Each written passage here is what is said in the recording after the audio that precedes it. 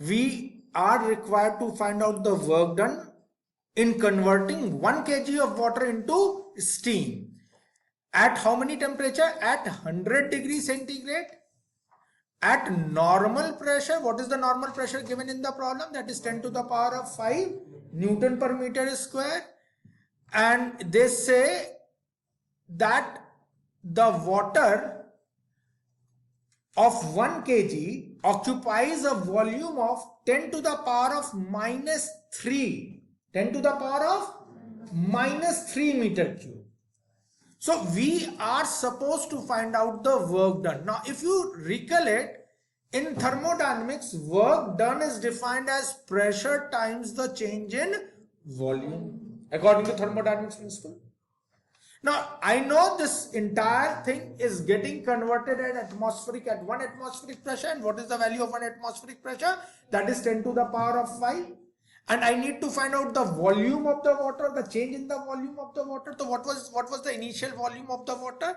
The initial volume of the water is 10 to the power of minus 3 meter cube. This can be also written as 0.001 meter cube. Is this clear? Is this clear to everyone? This is the initial volume of the water. What I have done, I have simply converted what? 10 to the power of minus 3, the scientific unit, in decimal format. And I hope you all at this stage of your life should be able to do that. Now, this is the initial volume. This is the volume of water, 1 kg of water. Now, what is the volume of 1 kg of steam at 100 degrees centigrade? The volume of steam at 100 degrees centigrade is 1.671 meter cube. Is that clear? So can I find out the change in volume? That's pretty simple.